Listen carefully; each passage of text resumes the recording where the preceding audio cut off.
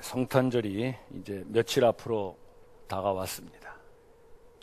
성탄절이 되면 교회뿐만 아니라 모든 사람들이 다 즐거워하고 기뻐합니다.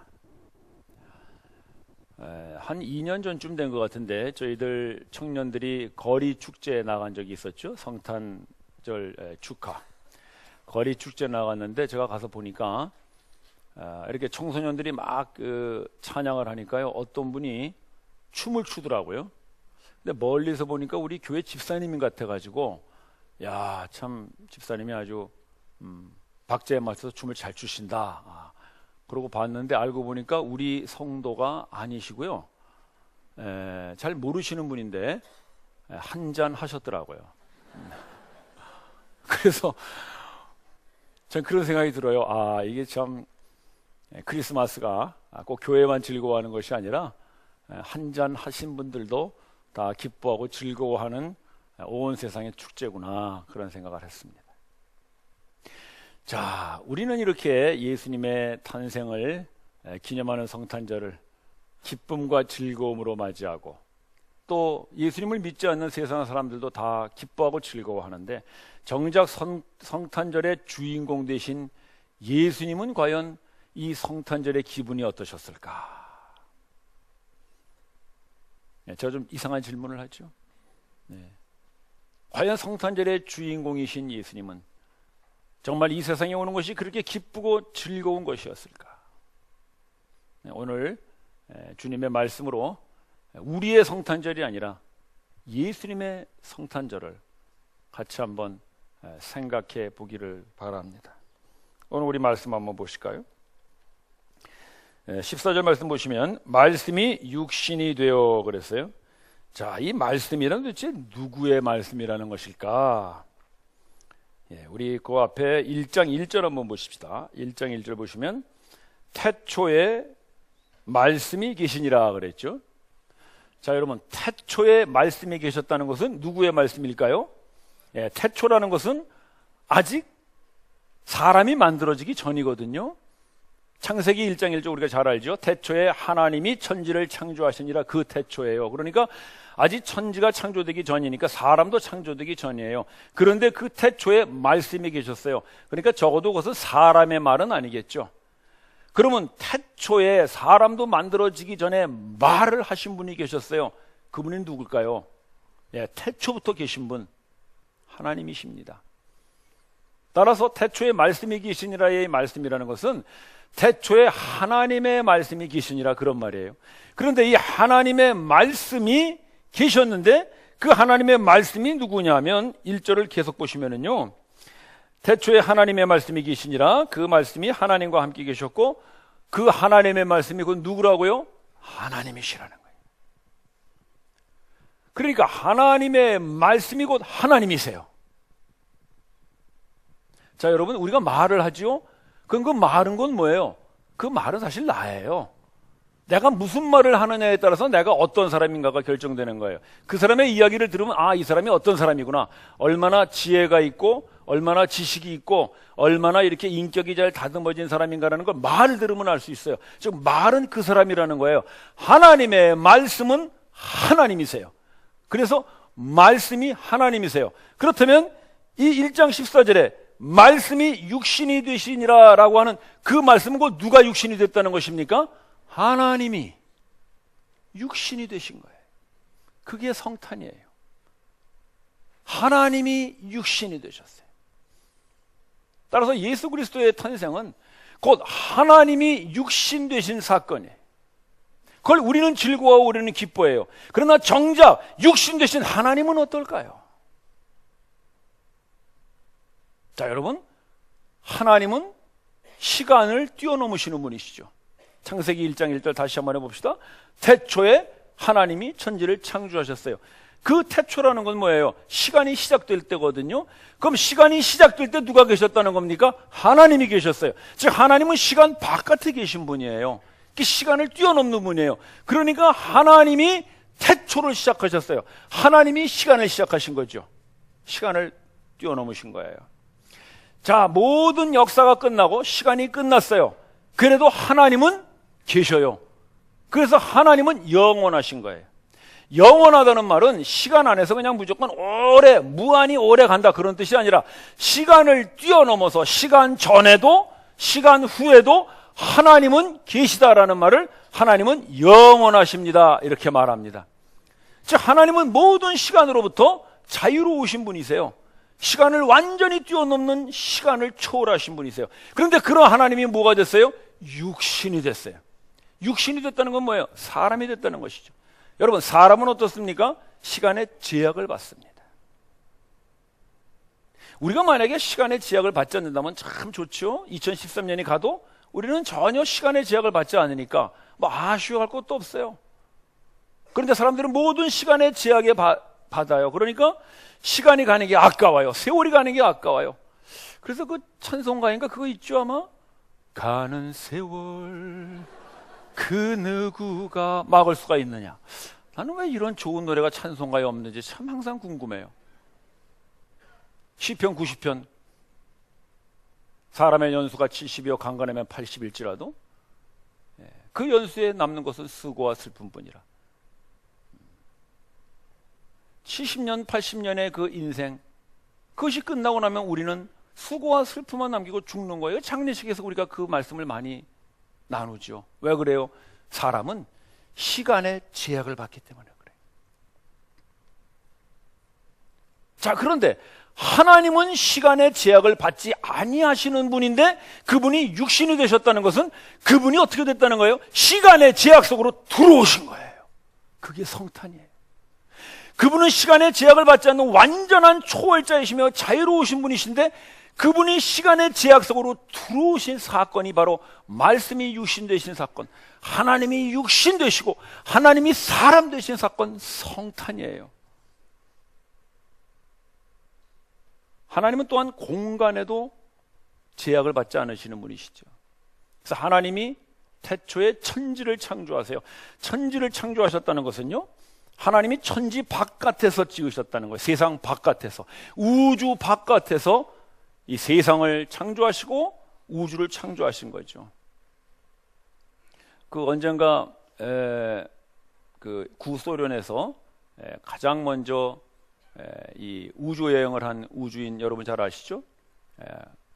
가가린인가 그렇죠? 맞나요? 그 입 청소하는 그 가갈 말고 가가린. 그 가가린이 가서 그런 소리 했다 그러죠. 딱 그 로켓 타고 올라가지고 보니까 우주에 하나님이 안 계시더라. 당연하죠. 하나님은 우주에 계시잖아요. 뭐 그 사람이 올라가 봐야 얼마나 올라봤겠습니까만은 전 우주를 다 뒤져도 하나님은 우주에 계시지 않아요. 왜냐하면 하나님은 우주 밖에 계시기 때문이에요. 그것이 하나님이 천지를 창조하셨다는 말이거든요. 만약에 하나님이 우주 안에, 세상 안에 계시면은 하나님은 창조함과 동시에 세상에 갇히고 말아요. 여러분 벽돌 쌓는 거 보시면 알 수 있죠. 벽돌을 쌓는 사람이 안에서부터 이렇게 벽돌을 쌓다가 마지막에 나와서 싹 벽돌로 마무리를 해서 집을 짓잖아요. 그분이 만약에 바깥으로 나오지만 않으면 어떻게 돼요? 자기가 쌓은 그 벽돌에 자기가 갇히고 마는 거예요. 하나님이 세상 바깥에서 세상을 창조하셔야 세상을 창조하실 수가 있는 것이지, 세상 안에서 세상을 창조하시면 하나님은 세상 안에 갇히고 말아요. 그래서 하나님은 공간을 뛰어넘으세요. 그러나 그 공간을 뛰어넘는 하나님이 육신이 됐어요. 육신이 됐다는 것은 우리와 같은 사람이 되어서 공간의 제약을 받는 거예요. 우리도 만약에 공간의 제약을 받지 않는다면 참 정말 신나고 재미난 일들이 많을 거예요. 아침은 집에서 먹고 커피는 저 미국 가서 마시고 점심은 유럽 가서 먹고 저녁에는 또 애들 데리고 저 아프리카 가가지고 사파리 구경도 하고, 공간의 제약을 받지 않으면 우리는 마음대로 다닐 수 있을 거예요. 그러나 우리는 공간의 제약을 받아요. 아마 젊은 남녀들 요즘 이제 결혼하면 신혼여행들 해외로 많이 나가는데 우리가 공간의 제약을 받지 않는다면 이번에 저 화성으로 한번 여행 갔다 오지, 저 명왕성은 어때? 얼마든지 우리는 우주여행을 마치 여행하듯이 다닐 수 있을 거예요. 그러나 우리는 공간의 제약을 받아요. 그게 육신이에요. 근데 공간의 제약을 받지 아니하시는 하나님이 육신이 됐다는 것은 공간의 제약 속으로 들어오셨다는 거예요. 그분의 완전한 자유와 그분의 완전한 이 공간을 뛰어넘는 초월성을 다 내려놓으시고 우리와 같은 육신으로, 우리와 같은 사람으로 드디어는 시간과 공간의 제약 속으로 들어오신 것이 바로 하나님이 육신 되신 사건, 성탄절인 것입니다. 그뿐만 아니라 육신이라는 것은 고난을 겪어요. 우리 몸이 아프면 고통스럽지요. 상처가 나면 아프고요. 몸으로 우리는 고통을 겪어요. 몸뿐만 아니라 마음으로도 그래요. 이 육신이라는 말은 몸이 됐다는 말이 아니라 육이 됐다는 말이에요. 육. 하나님이 육이 됐다라는 말은 뭐냐면은 몸과 마음을 다 가진 완전한 인격체인 사람이 됐다는 거거든요. 사람은 몸의 고통뿐만 아니라 마음의 고통도 느끼는 거예요. 상처를 받고요, 섭섭하고 우울하고 낙심되고 실망하고 이런 모든 것들은 사실 몸으로 느끼는 것이 아니라 마음으로 느끼는 것들이죠. 또 육신이 됐다는 것은 눈물과 슬픔과 아픔과 그런 거를 겪는다는 거예요. 그뿐만 아니라 우리 모든 사람들이 당하는 아주 무서운 시험이 있죠. 죄의 유혹이 있어요. 사탄의 시험이 있고요. 사탄의 공격이 있어요. 그런 모든 것이 뭐예요? 육신이 만나는 것들이에요. 그런데 하나님이 육신이 됐어요. 그 이게 뭐예요? 하나님이 죄의 유혹을 받아요. 사탄의 시험을 받아요. 사탄의 공격을 받아요. 사탄이 뭐예요? 하나님이 만드신 천사가 타락한 존재잖아요. 그런 자기가 만드신 그런 타락한 천사의 공격과 위협을 받으세요. 하나님이 만드신 사람들의 조소와 비난을 받으세요. 누가? 하나님이 육신되었기 때문에 하나님이 슬퍼하시고요, 하나님이 눈물을 흘리시고 하나님이 고통해 하세요. 하나님이 채찍 맞아 살이 찢기는 아픔을 느끼시고 하나님이 십자가에 못 박혀 그 대 못 박히는 아픔을 느끼세요. 하나님이 십자가에서 울고 있는 그 어머니를 보는 가슴 아프고 찢어지는 상처를 느끼시는 거예요. 하나님이 배신하는 제자들로 인하여 아픔을 느끼세요. 하나님이 육신이 되어 그 몸과 마음에 고통을 당하는 그 시작이 성탄절이에요. 성탄절이 우리에게는 기쁨과 즐거움의 날일지 모르지만 정작 이 땅에 오신 하나님, 육신으로 오신 하나님에게는 고통의 시작이에요. 고난의 시작이고요, 눈물과 아픔의 시작이에요. 그게 성탄절이에요. 사람들은 왜 성탄절에 메리 크리스마스 하는지 몰라요. 왜 즐거운 크리스마스라고 하는지 몰라요. 그러나 하나님은 결코 즐거운 크리스마스일 수 없어요. 고통의 성탄이고 고난의 시작이에요. 그것이 말씀이 육신 되신 것이고 하나님이 인간 되신 것이고 그것이 바로 우리가 기념하는 성탄의 주인공 되신 하나님의 크리스마스입니다. 하나님은 왜 그렇게 고통과 고난을 받아들이시면서 육신이 되신 걸까요? 자, 우리 계속 말씀을 보실까요? 14절 계속 보십시다. 말씀이 육신이 되어 우리 가운데 어떻게 했어요? 거하셔요. 우리 가운데 거하셔요. 이 거하신다고 하는 말은 이 원어적 의미가 장막을 친다 그런 말이에요. 텐트를 친다. 영어로는 타버네클스 그런 말을 쓰는데, 여러분 타버네클 하면 많이 들어본 이름이죠. 성막 또는 회막을 말할 때 타버네클이라고 그러죠. 즉 이스라엘 백성들이 광야를 지날 때 하나님의 임재를 나타내는 그 성막을 그들이 이게 장막을 쳤죠. 바로 그거와 똑같은 단어가 이 거하심이에요. 장막을 치시다 그런 말이에요. 그런데 그 이스라엘 백성들이 광야를 지날 때 하나님은 장막을 어디에 치셨냐면요, 제가 출애굽기 말씀을 하나 소개해 드리겠습니다. 출애굽기 33장 7절 말씀 여러분들 한번 읽어보세요. 시작.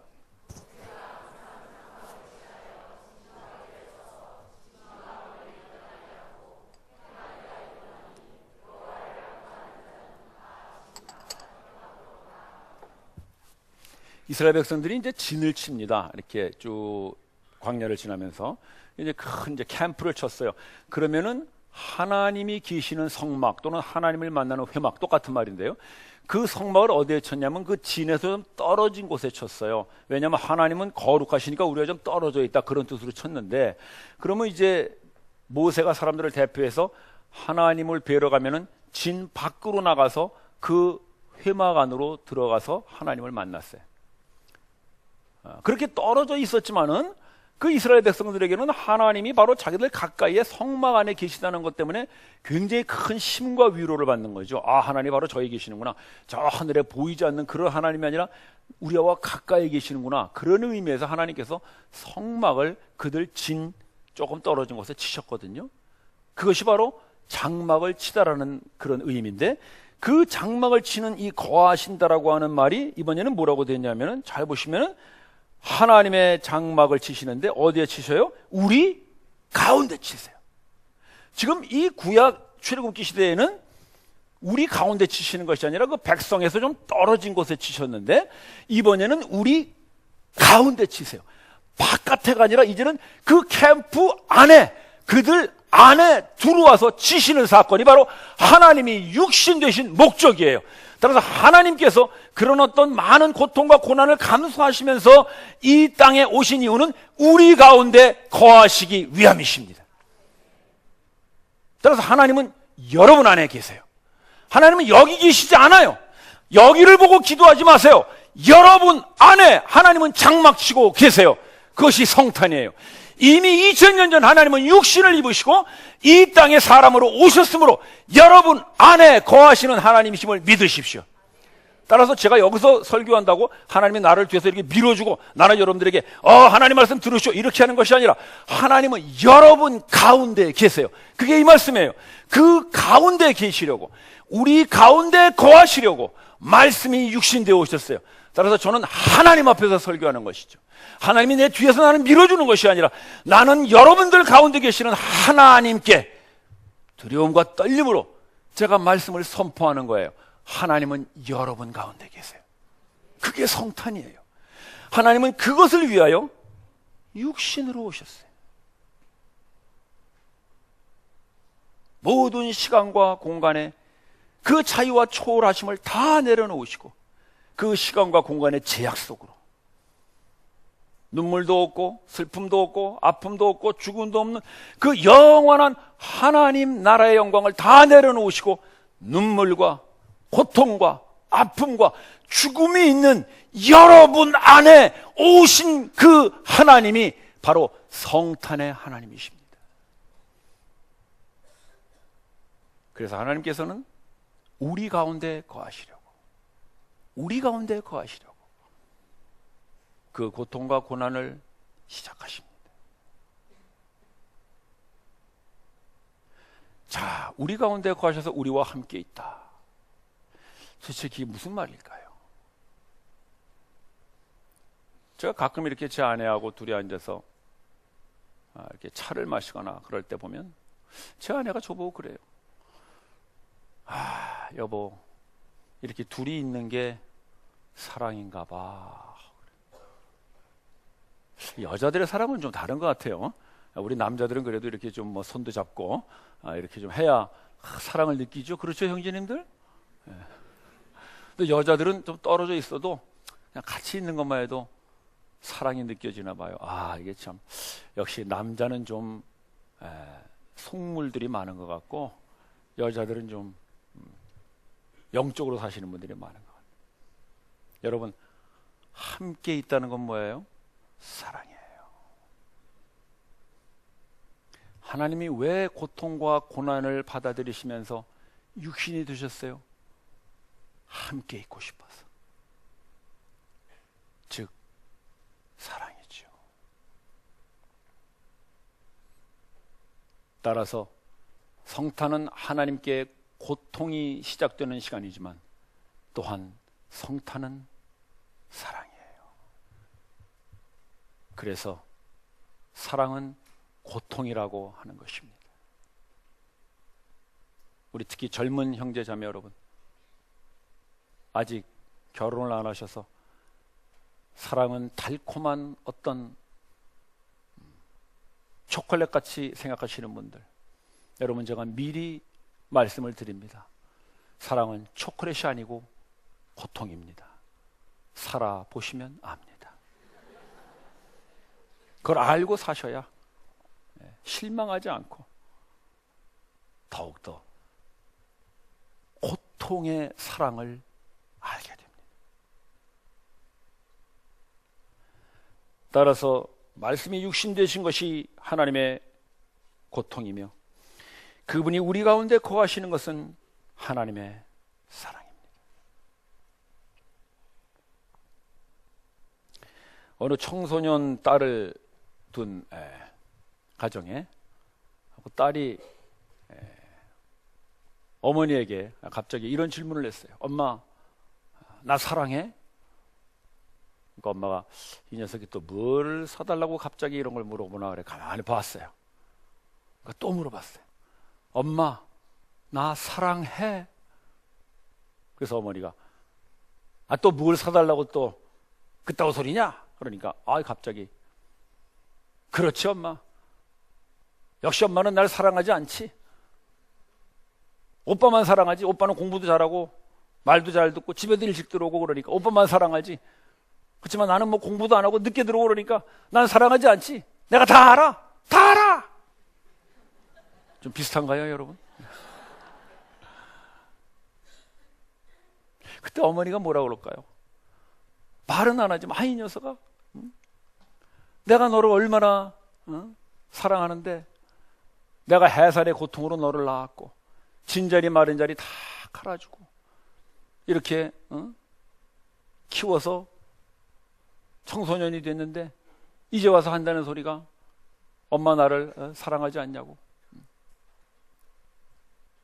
그래 어머니가 섭섭한 마음으로 왜 그런 생각을 하냐 그러니까 이 딸이 그때서야 딱 정색을 하라고 하는 소리가 엄마가 날 사랑한다면 왜 K-팝 콘테스트에 못 나가게 해? 그럼 K-팝 콘테스트 잘 모르시는군요. 요즘 K-팝 가수가 하도 막 이렇게 뜨니까 이 청소년 애들이 K-팝 가수가 되려고 K-팝 콘테스트에 몰리는데 이게 뭐 하여튼 수천 명 수만 명이 모인답니다. 그러니까 여러분 혹시 시간 나면 한번 저녁에 텔레비전 보세요. K-팝 콘테스트를 하는데 저도 한번 봤는데 초등학생부터 나오더구만. 초등학생. 아주 청소년 뭐 대학생. 저 미국에서도 오고요. 일본에서도 오고 막 그래요. 전 세계적으로. 근데 여러분 그 K-팝 콘테스트라고 나온 애들 보세요. 전부들 뭐 그냥 여자애들이 허벅지 다 내놓고 막 이거 하잖아요. 이거. 그러면 그 부모들이 그걸 보고 누가 그 K-팝 콘테스트 나가라 그러겠어요. 너는 구경이나 해라. 너는 공부나 열심히 하고 나중에 시집 가야지. 이러지. 그거 나와가지고 K-팝 가수 되기를 원하는 부모들이 또 몇이나 되겠어요. 혹시 우리들 중에 또 그런 거 원하시는 분들이 그런 거 가지고 기도하시는 분은 혹시 안 계시겠죠? 근데 이제 딸은 그렇게 생각하는 거죠. 엄마가 날 사랑한다면 K-팝 콘테스트 나가게 밀어줘야 되지 않겠느냐? 근데 왜 못 나가게 하고 앉아서 공부만 하고 시집 가라 그러느냐? 여러분 우리가 하나님께 자꾸 사랑 타령을 할 때 그런 게 아닌가요? 하나님 나 사랑하세요? 왜 날 사랑하면 그깟 복권 하나 못 받게 해주세요? 그럼 내가 하나님 나 사랑하는지 금방 알 텐데. 하나님 나 사랑하시면 그 뭐 아파트들 그냥 수없이 많은데 그 중에 왜 제일 고층 아파트 꼭대기 하나 나 안 주세요? 그 외제차 막 돌아다니는데 그까지 차 하나 안 주시고 대학에 뭐 수두룩 학생들이 많이 들어가는데 우리 애들은 왜 떨어져가지고 재수하죠? 끊임없이 우리는 하나님 앞에 그 하나님의 사랑을 그 딸아이의 K-팝 콘테스트 못 나가는 것으로 자꾸 확인하려고 하는 거예요. 그때 하나님 뭐라 그러실까요? 얘야, 나는 너를 사랑하여 육신이 되었다. 내가 그런 시간과 공간의 모든 제약 속으로 들어와서 그런 고통과 아픔을 너희들과 같이 겪어왔던 것, 그것은 오로지 않아 너희들과 함께 있기 위함이다. 그게 사랑이 아니고 무엇이겠니? 철없는 딸을 향해서 어머니 말씀하시는 것 같지. 철없는 우리들을 두고 하나님 그렇게 말씀하시는 것이 성탄입니다.